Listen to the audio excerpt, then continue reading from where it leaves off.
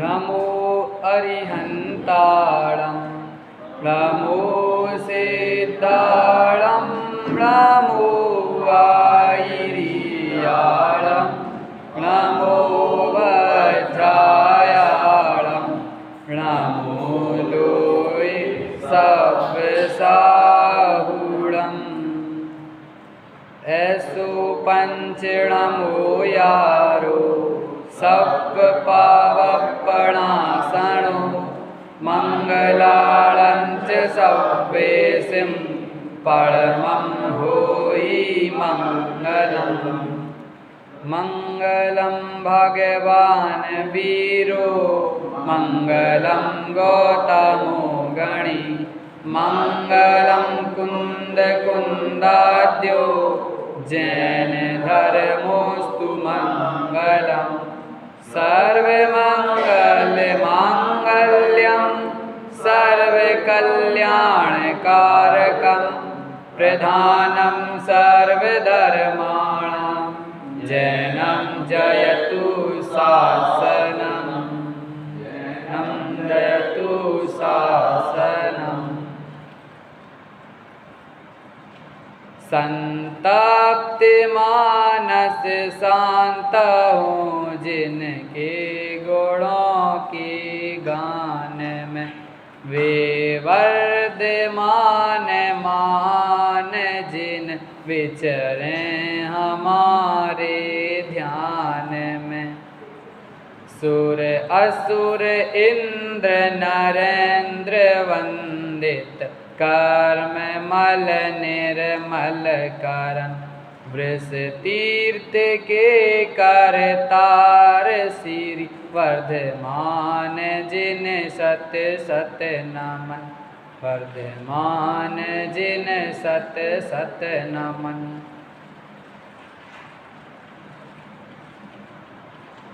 आज एकत्व भावना पर हमें चर्चा करनी है। ये 12 भावनाएं पंडित जुगल किशोर जी युगल के द्वारा रचित हैं। एकत्व भावना, पहले हम सभी भावनाओं का पाठ करेंगे ऊपर से लेकर के। भवन में जी भर घूम चुका कण कण को जी भर भर देखा मृग सम मृग तृष्णा के पीछे मुझको न मिली सुख की रेखा झूठे जग के सपने सारे झूठी मन की सब आशाएं तन जीवन यौवन हंसे क्षण भंगुर पल में मुरझाए सम्राट महाबल सेनानी उस क्षण को टाल सकेगा क्या असरण मृत काया में हर्षित निज जीवन डाल सकेगा क्या संसार दुख सागर के प्रभु दुखमय सुख आभासों में मुझे को न मिला सुख क्षण भर ही कंचन कामिनी प्रसादों में मैं एकाकी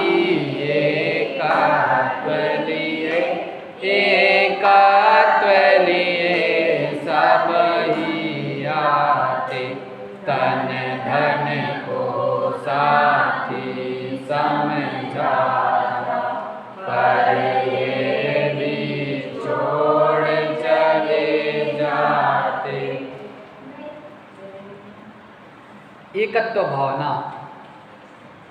एकत्व भावना हमसे कहती है कि हम सदा से एक हैं, एक थे और एक ही रहेंगे। हम और मानते क्या हैं? सत्य होने में और उस सत्य को स्वीकार करने में ही हमारा अंतर है।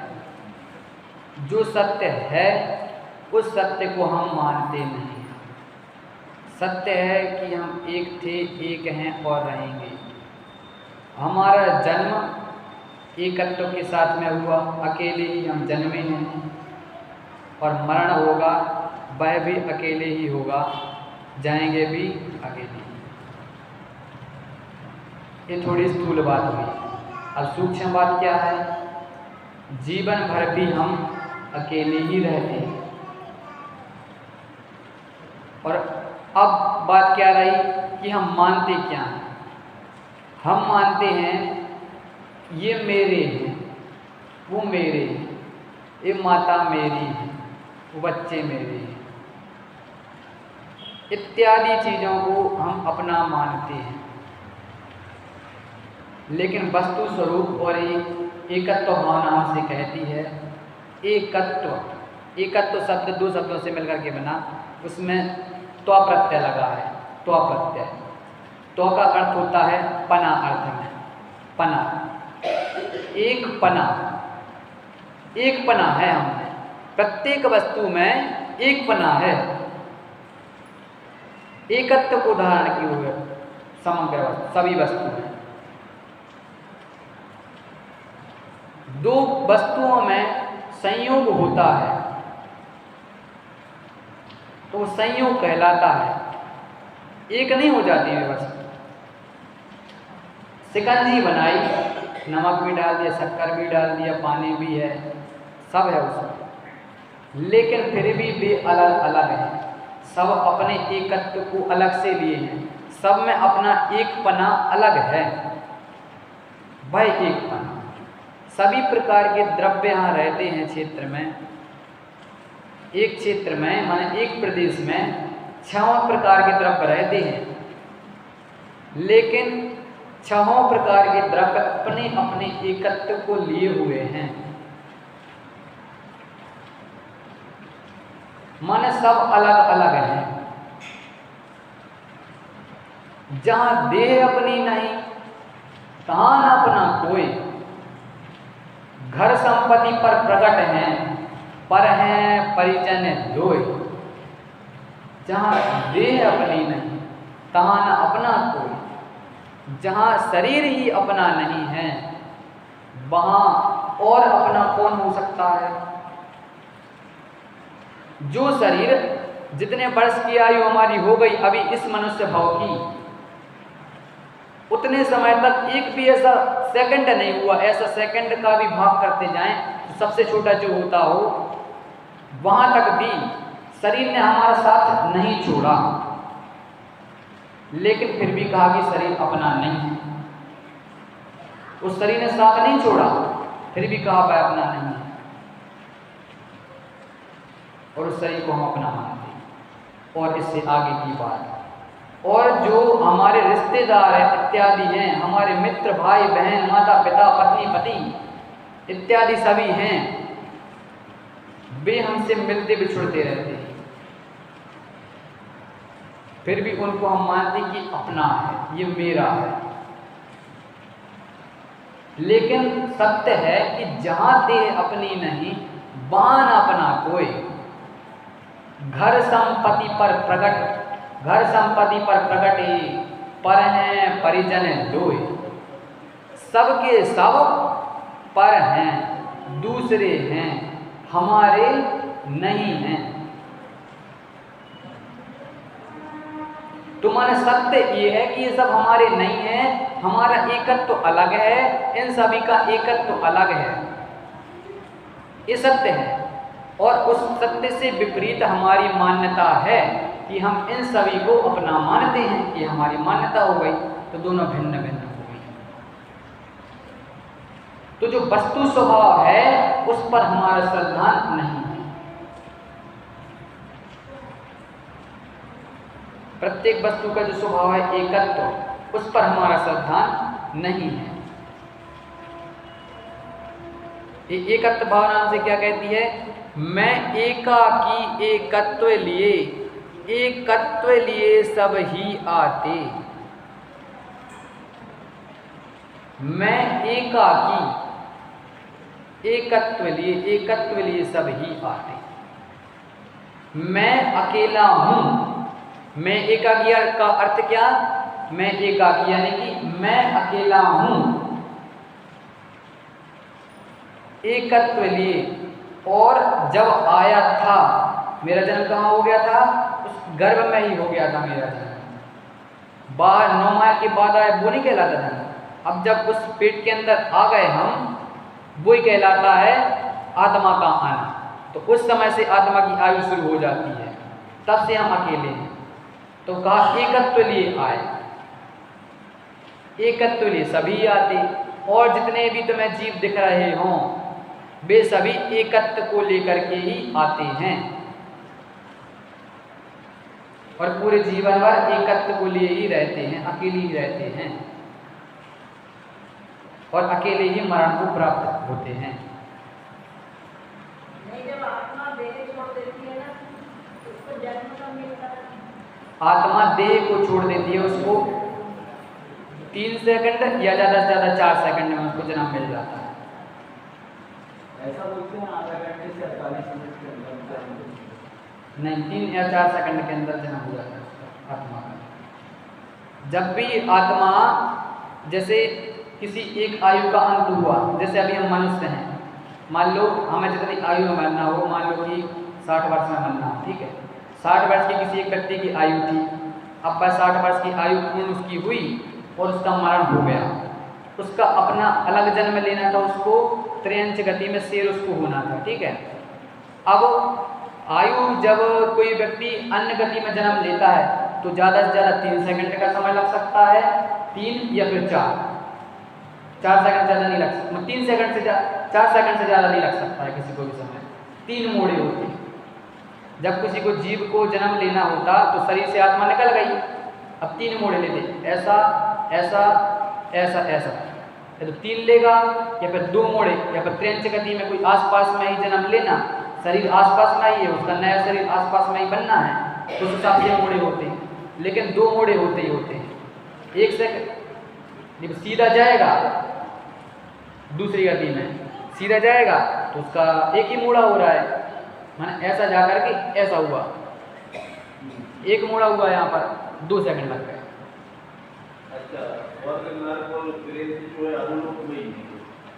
स्वर्ग 3 लोक, एक मध्य लोक, ऊर्ध्व लोक और अधोलोक। अपन रहते मध्य लोक में, हाँ, मध्य लोक में है त्रियंच और मनुष्य, ऊर्ध्व लोक में है स्वर्ग और अधोलोक में है नरक। अधोलोक में नरक है और मध्य लोक में जो है त्रियंच और मनुष्य दोनों हैं, हाँ। और ऊर्ध्व लोक में स्वर्ग है। निगोद, निगोद तो सभी जगह है ना, उसकी कोई स्थान विशेष नहीं। जो 3 लोग हो गए, अब 3 लोग के अंदर ही निगोदिया जीव रहते हैं। निगोद का कोई ऐसा अलग से लोग नहीं है, 3 भी सब जगह रहते हैं निगोदिया जीव। वहाँ सिद्धशिला में भी रहते हैं, हाँ। आयु में निगोदिया जीव होते हैं। आयु आलू, जैसे मान लो ये आलू है, ऐसा कथन किया है तिलोय पंडिती ग्रंथ में।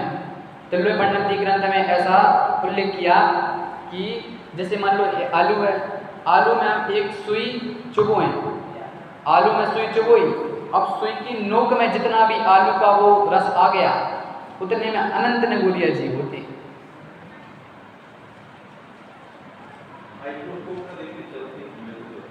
माइक्रोस्कोप में, माइक्रोस्कोप तो बहुत स्थूल चीज़ है, वो तो बहुत क्या देख पाए, बहुत स्थूल है, मतलब मोटी मोटी चीज़ ही पकड़ पाता है,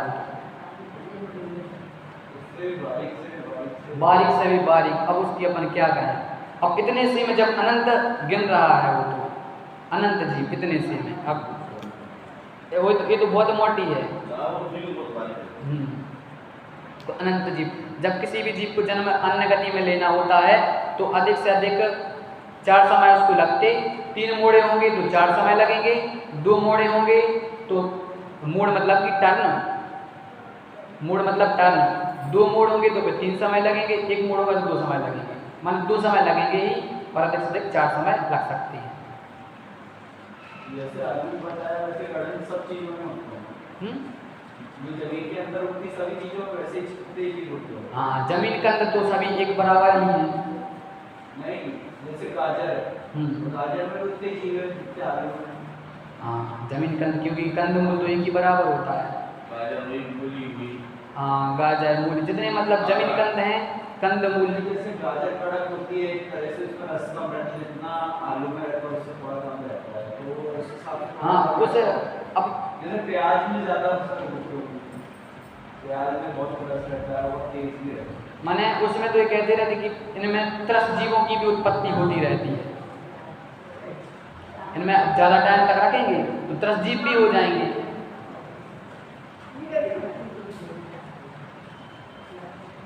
लेकिन चर्चा जब भी हम करते तो आलू प्याज को छोड़ने के संबंध में ही करते, लेकिन उसमें सब आ जाता है कि आलू प्याज छोड़ रहे तो वो भी एक ही बराबर है, सभी एक बराबर है, उनको कहा गया है। हल्दी भी कड़क रहती है, हल्दी में भी रहता है। हल्दी का ऐसा है कि सूख जावे तो उसके उपयोग को कहा गया है, सूखी हल्दी है। जैसे आलू थी, उसका फरियाली चिप्स बनाते हैं, फरियाल करते हैं लोग। वो मतलब कहने का मतलब ये है कि वो तो वही है, सूख गए, सब हो गए, जल गए। आलू तो वही है, लेकिन वही तो सभी चीज को अपन सुखोया तो पाप तो बढ़ेगा ही। पाप तो बढ़ेगा ही, पाप उसमें बचने को लिए क्या है? पहले तो करने तो पेड़ ही पहले जीव रहे हो गया, तो पहले तो जीव मर गए। पहले जीव मर ही गए। हल्दी की हल्दी को तो जीव रहता हाँ, है। हल्दी के लिए उतना नहीं कहा जितने इन चीज़ों के लिए कहा, हल्दी के लिए उतना नहीं है। हल्दी में जो अदरक में रहते हैं, अब अदरक का सॉल्ट बनाते हैं, सौंठ बनाते हैं। फिर आराम से उसको व्रतों में भी ले लेंगे, कभी भी ले लेंगे, बर्तन में भी ले लें। लोग बाग ले लेते हैं, तो सॉल्ट है शुद्ध हो गई। तो पहले तो पूरे जीव मार दिए ना। हाँ, उसमें एक चीज़ बच जाती है कि उसमें फिर मांसाहार का दोष नहीं आता। सौंठ बची ना, अदरक में तो अब उसमें जीव मर गया, उसी में रह गया। तो अदरक लिया, गीला का गीला दिखा लिया तो फिर जीव पूरे के अंदर चले गए। तो अच्छा, हल्दी जैसे गीली रहती है उसके अंदर जीवाणु रहते हैं। हल्दी जब गीली रहती है हाँ, उसके अंदर कीड़े रहते हैं।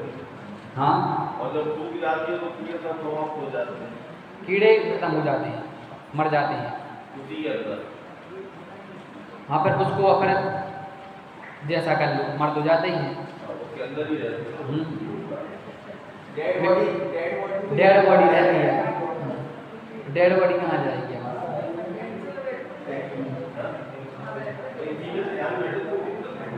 तो हाँ,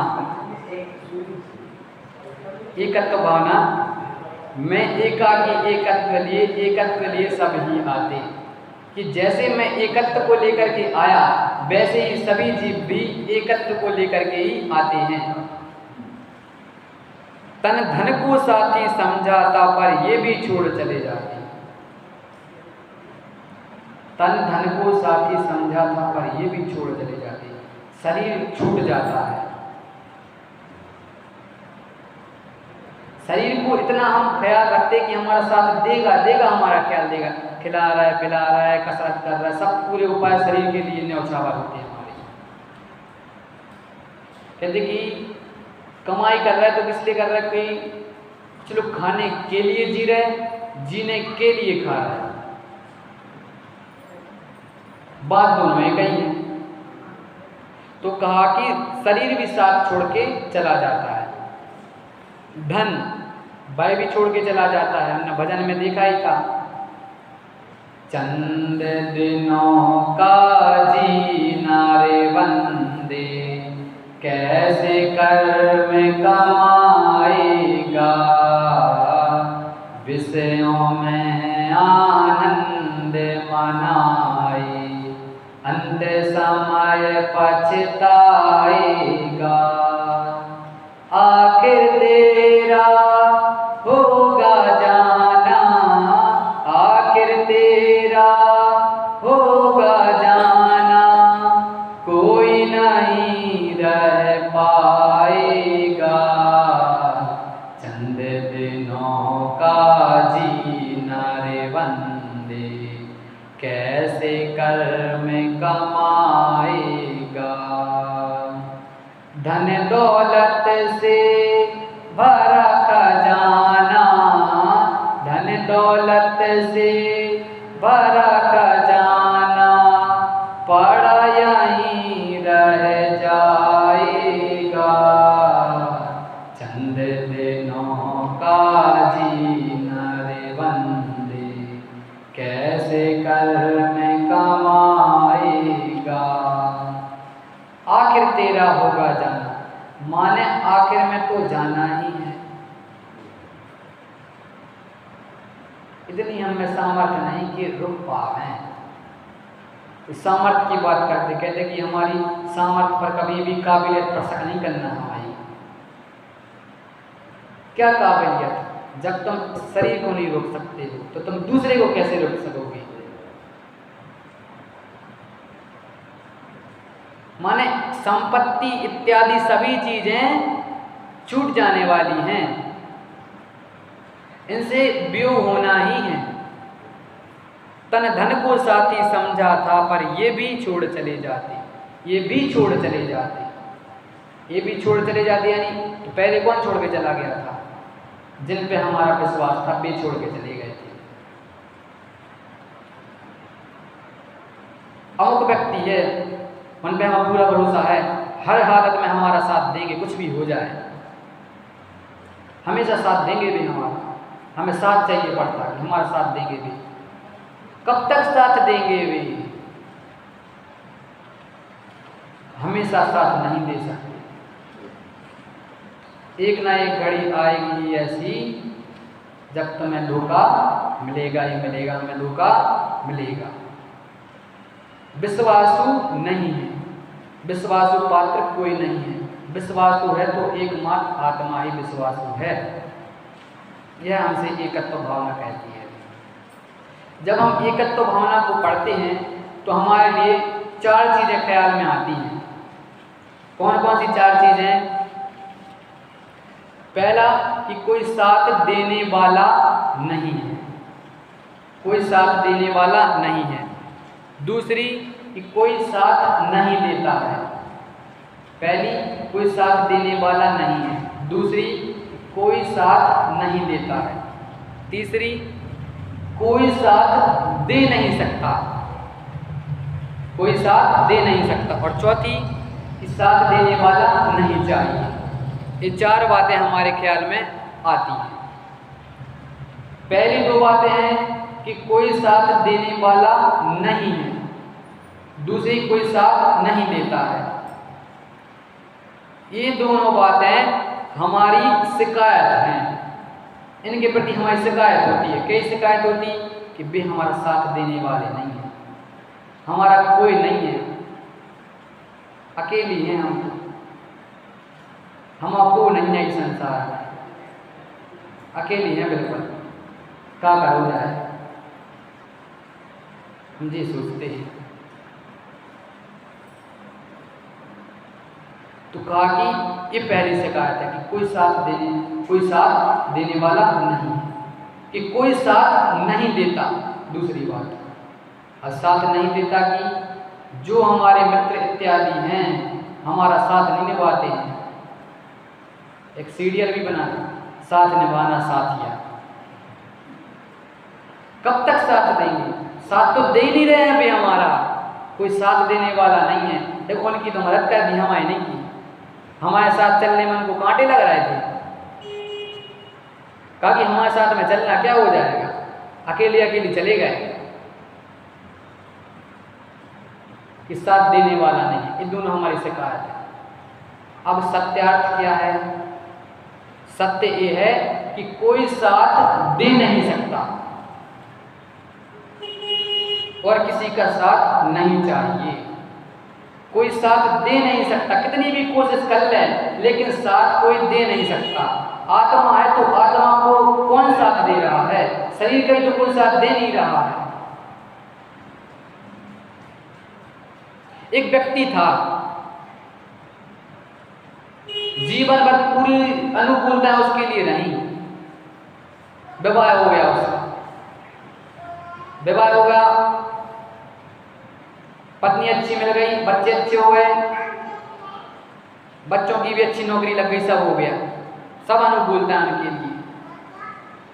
बच्चों का भी, बच्चा उनका पहले तो ऐसा था, उनका लड़का जैसे श्रवण कुमार हो, श्रवण कुमार भी थे जो अपने माता पिता को 4 धाम की यात्राएं करा दी थी, देख नहीं सकते थे उनके माता पिता आंखों से, फिर भी करा दी, ऐसे योग्य भी थे श्रवण कुमार। पहले तो वह उनका बच्चा ऐसा था कि सब पूरी बातें मानता था, जो आज्ञा पिताजी की हम मानेंगे, कैसे मानता था, सब था ऐसा। विवाह हो गया उसका, विवाह हो गया, नौकरी ऐसी जगह लगी कि माता पिता से दूर रहना पड़ा, दूर रहना पड़ा, बहुत दिन तक वहीं रहे, कभी बात हो जाती कभी नहीं, धीरे धीरे दूरियां बढ़ती गई, विदेश में ही रहने लग गए, घर पे आना नहीं हुआ। एक दिन उनकी माता जी बहुत बूढ़ी हो गई थी, रोड पार कर रही थी, अब बूढ़ी थी, वहाँ से एक दूसरा लड़का जा रहा था 22 साल का, देख रहा था कि वाहन आ रहे हैं, इनको पार करा दूँ तो अच्छा ही होगा, चलो वह माता जी को मैं पार करा देता हूँ। पार करा दिया, पूछा कि माता जी तुम्हारा कोई बेटा नहीं है? माता जी ने कहा अरे तू ही तो है, तू ही तो है मेरा बेटा। कहा कि वो बेटा कैसा जो विदेश में बैठा हो, तू ही है मेरा बेटा। तो कहा कि भरोसा नहीं है,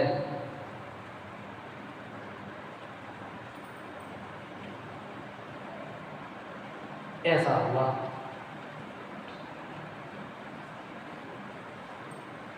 एक और कहानी सुनाता हूं।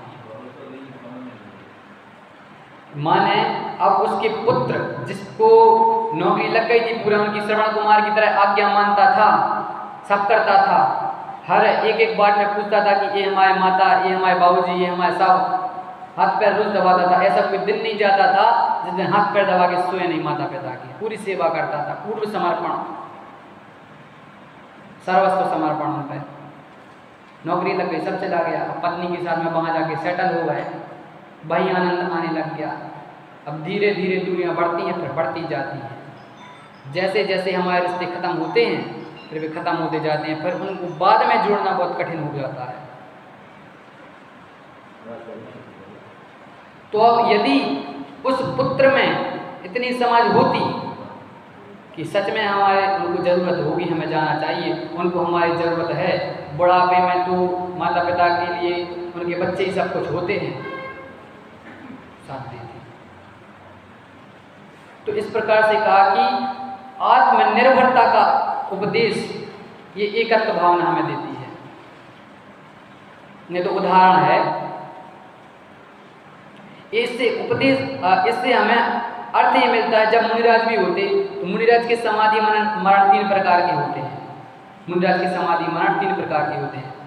एक होता है भक्त प्रत्याख्यान, एक होता है इंगिनी मरण, और एक और होता है, 3 प्रकार के उनके समाधि मरण कहे गए। एक होता है कि जो सबसे अच्छा वाला है, जिसमें मुनिराज है, अकेले हैं, तो अकेले के दम पर भी समाधि मरण अपना कर लेते हैं। और एक भी होता कि उनके शिष्यों से भी थोड़ी हेल्प ले रहे हैं, शिष्यों को संबोधन के लिए, समझाने के लिए आना पड़ रहा है, हाथ पैर भी दबाने पड़ रहे हैं, इस शिष्यों से उनसे सहायता ले रहे हैं। और एक ये है कि खुद ही हाथ पैर अपने दबा रहे हैं, हाथ पैर इत्यादि दबा के संबोधन कर रहे हैं। ये 3 प्रकार के होते हैं। इनमें सबसे अच्छा कौन सा? जिनमें खुद को भी हाथ पैर भी अपने नहीं दबाने पड़े, कुछ नहीं करना पड़े, बस चित्त एक जगह ठहरा रहे, परिणाम नहीं बिगड़े, माने बस सबसे ज़्यादा आत्मनिर्भर वाला है। दूसरा कि खुद ही हाथ पैर दबा लें तो चलो ठीक है, लेकिन वो भी दबाने पड़ रहे हैं, जो काम नहीं करना चाहिए वह भी करना पड़ रहा है। ये दूसरे नंबर का समाधि मरण। और तीसरे नंबर के समाधि मरण की भक्त भी माने जो शिष्य गण है उनके मुनिराज के, वे भी उनके हाथ पैर इत्यादि दबा रहे हैं और वे मुनिराज खुद भी दबा रहे हैं। ये 3 प्रकार के। सबसे बेस्ट कौन सा? जिनमें आवश्यकता ही नहीं पड़ी। तो इस प्रकार से जो सबसे उच्च बात होती आत्मनिर्भरता की, तो आत्मनिर्भरता का उपदेश हमें ये 12 भावना देती है और इनको जानने से हमारी अपेक्षा दूर होती है। अपेक्षा नहीं करनी किसी और से कि एकत्व तो है हमारा, तो ना हमारा तो एकत्व ही काफी है। जगत में ये बात कही जाती, मैं अकेला ही काफी हूं, मैं अकेला ही काफी हूं। और एक ही कही जाती, मैं अकेला ही हूं। कहा जाता एकांत, अकेले रहो, अकेले तुम सब कर सकते हो। अब कोई दूसरा कह रहा है तो वो प्रेरणाप्रद बात कह रहा है कि प्रेरणा देने के लिए कह रहा है, प्रेरणा दे रहा है। तुम्हें किसकी आवश्यकता? तुम में कुछ सामर्थ्य है, चलो उठो आगे बढ़ो, तुम सब लक्ष्य पा सकते हो। ये प्रेरणा के रूप में बात कही जाती है। कहते कि मैं अकेला ही काफी हूं, मुझे किसी की जरूरत नहीं है, हमें उनकी आवश्यकता नहीं है। अब कहीं कबड्डी का मैच होगा तो एक टीम में 7 खिलाड़ी होते हैं, दूसरी टीम में भी 7 खिलाड़ी होंगे। अकेले तुम जीत जाओगे कबड्डी में 7 खिलाड़ी, कैसे जीत पाओ? तुम्हारी जो परिस्थिति होती उस हिसाब से बात की जाती है। ये तो दूसरी बातें हैं, लेकिन जो वास्तविक में एकत्व की बात है वह सत्य क्या है, वह हमें क्या बताती है कि वास्तविक में तुम्हारा एकत्व है आत्मा से है, तुम्हारे शरीर की ताकत से एकत्व नहीं है। जहां तुम कह रहे हो कि बल्कि अपनी शक्ति पे मैं 4 आदमियों को अकेले उठा के फेंक दूंगा, उसके एकत्व की बात नहीं है। एकत्व की बात है आत्मा की। 12 भावनाएं हैं, उनकी कुछ पद यहां से मैं पढ़ता हूं। आनंद का रस कंद सागर, शांति का निज आत्मा सब, द्रव्य जड़ पर ज्ञान का घन, पिंड केवल आत्मा। जीवन मरण सुख दुख सभी, भोगे अकेला आत्मा। शिव स्वर्ग नरक निगोद में, जावे अकेला आत्मा। एकत्व ही शिव सत्य है, सौंदर्य है एकत्व में। स्वाधीनता सुख शांति का है, शांति का आवास है एकत्व में।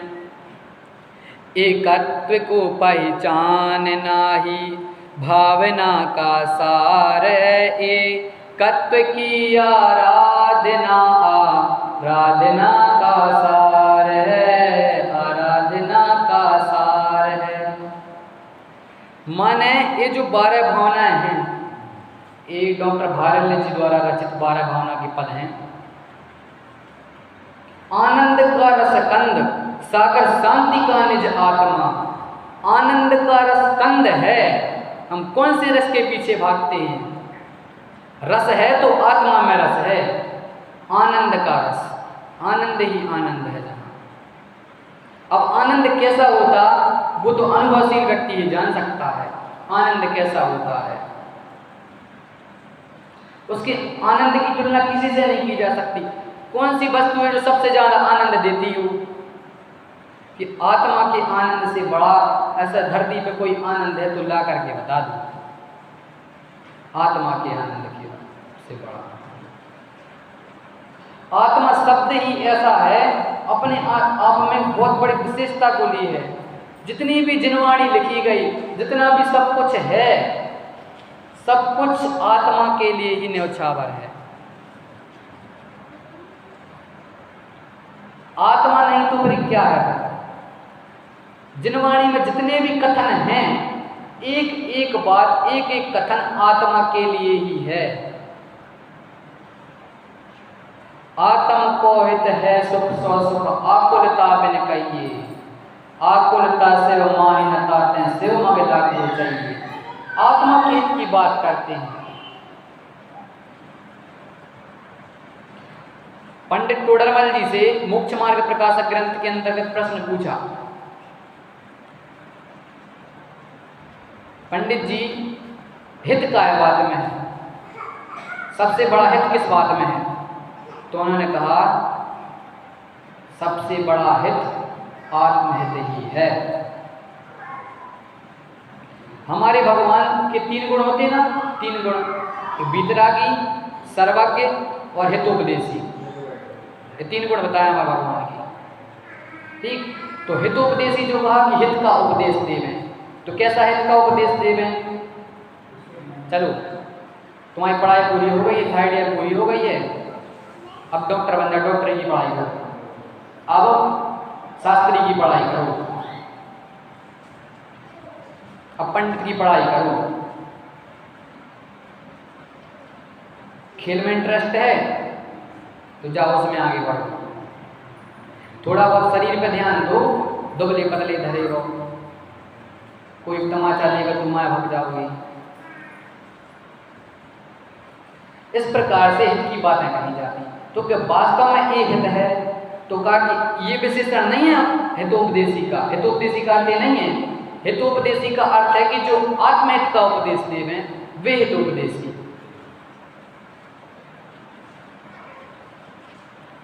तो आनंद का रसकंद सागर, शांति का निज आत्मा, शांति का समुद्र है आत्मा। शांति ढूंढनी है तो कहाँ मिलेगी? आत्मा में मिलेगी। सब द्रव्य जड़ पर ज्ञान का घन पिंड केवल आत्मा।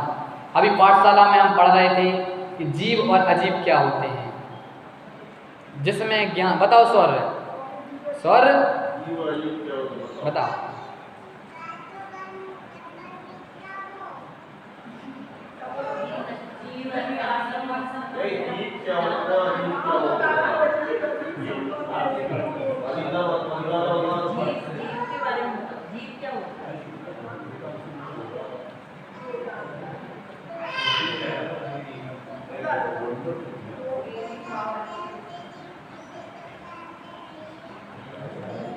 बहुत बढ़िया।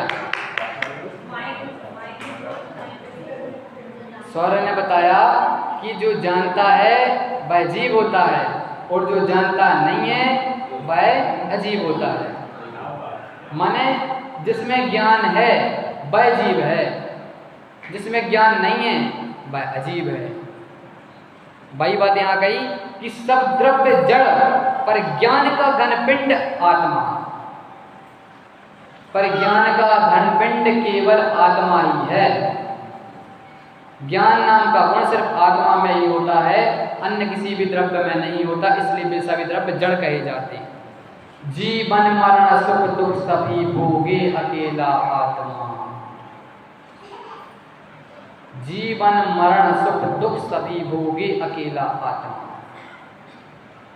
जन्म हो रहा है उसका दुख आत्मा को भोगना पड़ता है, मरण हो रहा है उसका दुख आत्मा को भोगना पड़ता है। शिव स्वर्ग नरक निगोद में जावे अकेला आत्मा। शिव यानी कि मोक्ष, मोक्ष में जाता है तो अकेला आत्मा जाता है, स्वर्ग में जाता है तो अकेला आत्मा जाता है, नरक में जाता है तो अकेला आत्मा जाता है। एकत्व ही शिव सत्य है, सौंदर्य है एकत्व में। सौंदर्य है तो एकत्व में है। माने सुंदरता की बात एकत्व के साथ में है, एकत्व आत्मा के साथ में है कि मैं एकत्व विभक्त आत्मा हूं, कि पर से तो हूं भिन्न और सौ में है मेरा एकत्व। एक पना तो सौ में है, 100 के ज्ञान में है, 100 के दर्शन में है, 100 के श्रद्धा में है, 100 के चारित्र में है। स्वाधीनता सुख शांति का आवास है एकत्व में। स्वाधीनता है तो एकत्व में है, पर के आश्रित होने की बात नहीं करती है ये भावना। एकत्व भावना है, मोदी जी अभियान चलाते हैं आत्मनिर्भर भारत, सभी जितने भी हमारे देश के नागरिक हों सब आत्मनिर्भर हो जाएं, माने खुद से अपना काम कर सकें।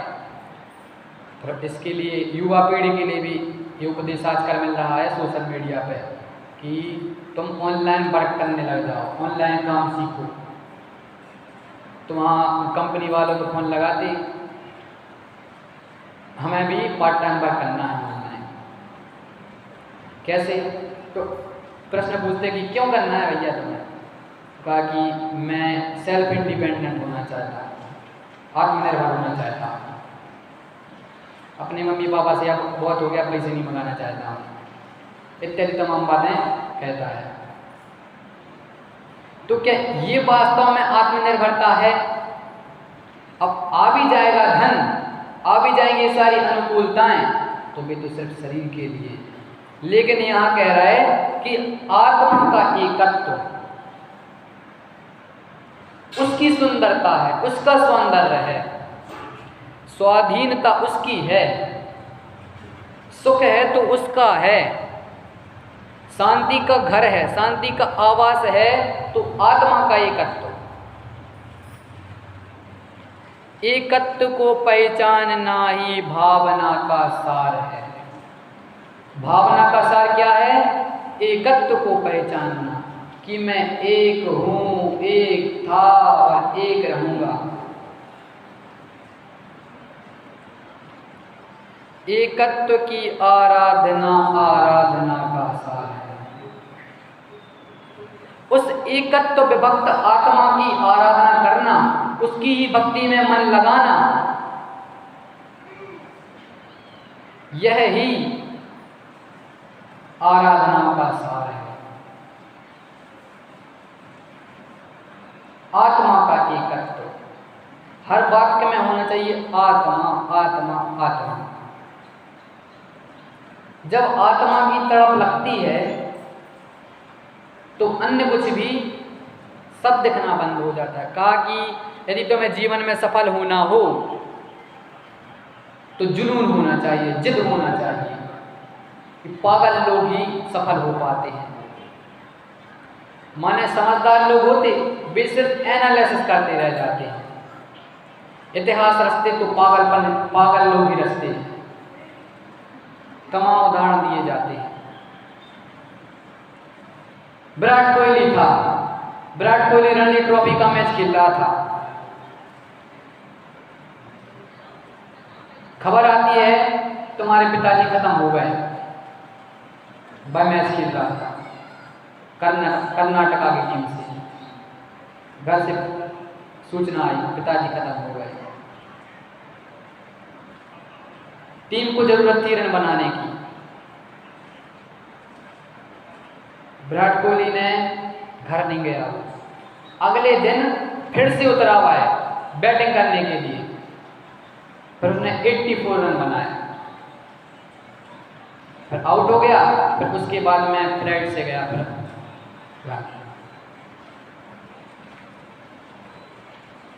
महेंद्र सिंह धोनी, महेंद्र तो क्रिकेटर हैं, इनके बारे में जब हम सुनते रहते, ये स्थूल उदाहरण है जिनके बारे में हम सभी जानते ही हैं, परिचित हैं सभी से, इसलिए उदाहरण दिया। तो पागलपन को कहा जाता कि इतिहास रचना है तो पागल लोग इतिहास रचते हैं। दिन हो रात हो, तुम्हें कोई भी समय मिले तो सिर्फ उसी की बात तुम करोगे, उसी के बारे में तुम सोचोगे, पूछोगे तो उसी के बारे में, हर काम तुम्हारा उसी के लिए होगा। वह पागलपन। किसी को टॉप बनना हो, IAS बनना हो,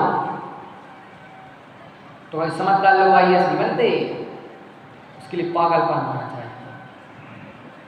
दिन रात सिर्फ वही वही वही एक ही चीज की रट लग जावे, ऐसे लोग इतिहास रचते, वे लोग सफल कहलाते हैं। अब अपने क्षेत्र में आते हैं, जिसको आत्मा की रट लग जावे और यह लगती है बहुत बड़ा धक्का लगने से, जैसे सदमा लग गया हो बहुत बड़ा। कैसा सदमा लग गया हो? ऐसा दुख लगना चाहिए अपनी इस पर्याय में, कुछ है ही नहीं, दुख ही दुख तो भोग रहा हूं। ऐसा धक्का लगवे कि क्या कर रहा हूं मैं आत्मा हूं, मेरे पास एक मनुष्य जन्म मिला है, आत्म कल्याण के लिए मिला है, और कहीं हो नहीं सकता है ये आत्म कल्याण। यहां मुनिराज हो सकता हूं मैं, इतनी अपॉर्चुनिटियां हैं यहां पर हमारे पास। देखो, जब समय रहता है तब समझ नहीं रहती, जब समय रहता है तब समझ नहीं रहती, और जब समझ आती है तब समय नहीं रहता।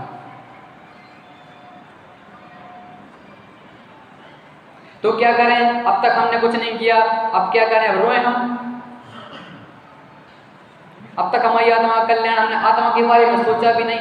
ओह, ये बात हमें इस शब्द सुनने मिल गया कि हम आत्मा हैं, और आत्मा यानी कि परमात्मा। कुंद कुंद देव ने कहा अप्पा सो परमप्पा, कि आत्मा ही परमात्मा है।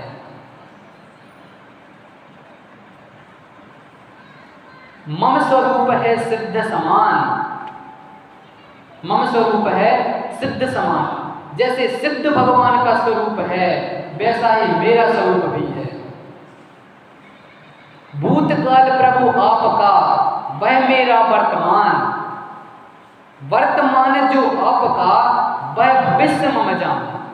आया समझ में कि हे भगवान, आपका जो भूतकाल था माने पास्ट आपका था, अभी मेरा वर्तमान वह है। पहले आप भी तो मेरे ही जैसे थे, जन्म से थोड़े ही कोई सज्जन होता है, जन्म से थोड़े ही कोई देवता होता है, जन्म से थोड़े ही कोई भगवान होता है। ऐसे दुर्गुण आप में भी थे।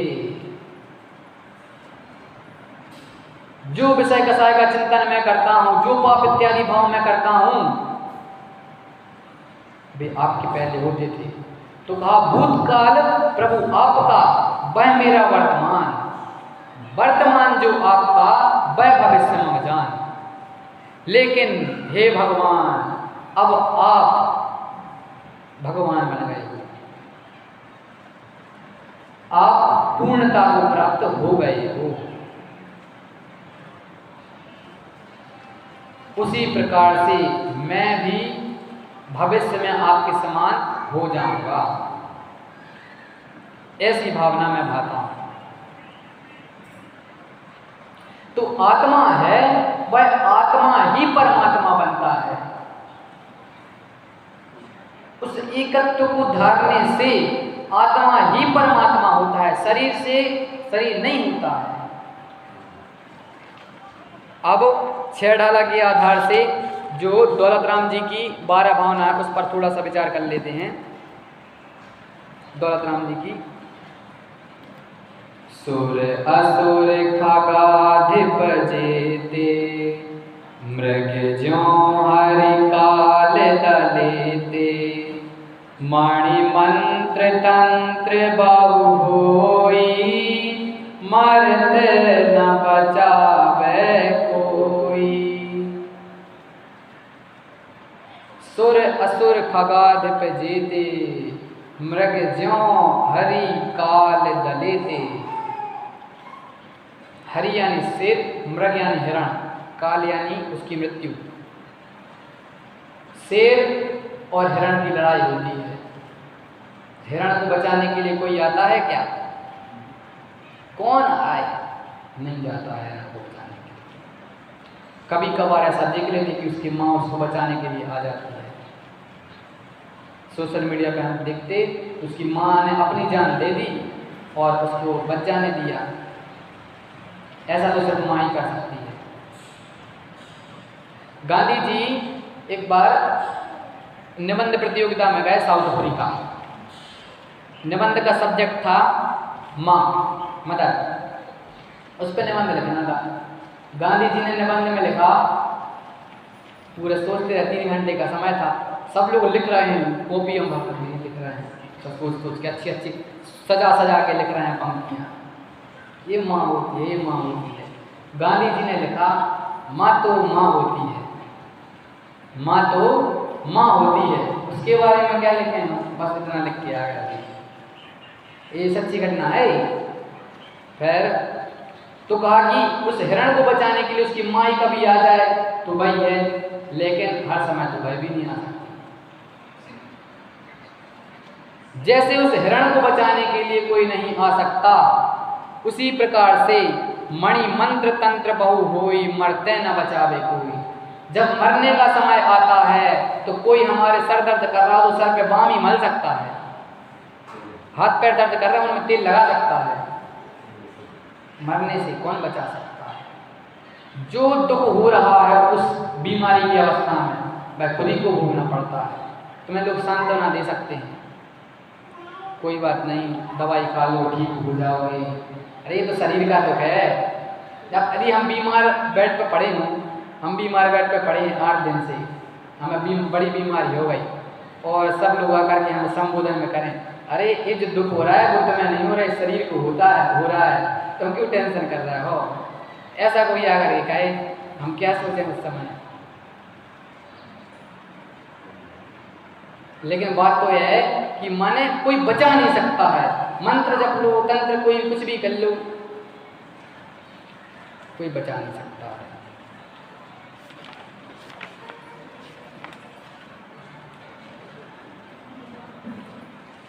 दो मिनट और। भूधरदास जी की 12 भावना। आप अकेलो अवतरे, मरे अकेलो होय, यूं कब हूँ इस जीव को साथी सगा न कोई। साथी सगा न कोई, सगे संबंधी कौन है हमारे, साथ चाहिए हमें, साथ की भावना चाहिए हमें। एक जगह तो ऐसा लिखा कि साथ की भावना माने संग होने की भावना निगोद की भावना है। साथ की भावना निगोद की भावना है, माने साथी तो कोई है ही नहीं, हम किसको साथी बनाएं। पल दो पल का साथ है इनका, फिर तो फिर मगरूरी है। आप अकेलो अवतरे, मरे अकेलो होय। मुट्ठी बंद करके आए थे तो हाथ पसारे जाएंगे, अकेले ही जाएंगे, कोई बचा नहीं सकेगा, इस सामग्री लेकर के नहीं जाएंगे। यूं कब हूँ इस जीव को साथी सगा न कोई। वास्तव में तो हम एकत्व को धारे हुए हैं और हम अनाथ हैं। ये भावना हमसे कहती कि हम अनाथ हैं, लेकिन हमारे पास एक सबसे बड़ा नाथ है। आत्म तत्व हमारे पास है, वही सबसे बड़ा नाथ है, बाकी तो सबसे तो हम अनाथ हैं, माने सबसे हैं हम अनाथ। शौक से सनाथ हैं और सबसे बड़े नाथ हैं। ये हमसे एकत्व भावना कहती है, और ऐसी एकत्वता को हम जानें, पहचानें और उस एकत्व में रम जाएं, जम जाएं और उत्तम सुख को प्राप्त करें, इसी मंगल भावना के साथ। सहजानंदी शुद्ध स्वरूपी अविनाशी हूँ आत्म स्वरूपी। सहजानंदी शुद्ध स्वरूपी अविनाशी हूँ आत्म स्वरूपी। सहजानंदी शुद्ध स्वरूपी अविनाशी हूँ आत्म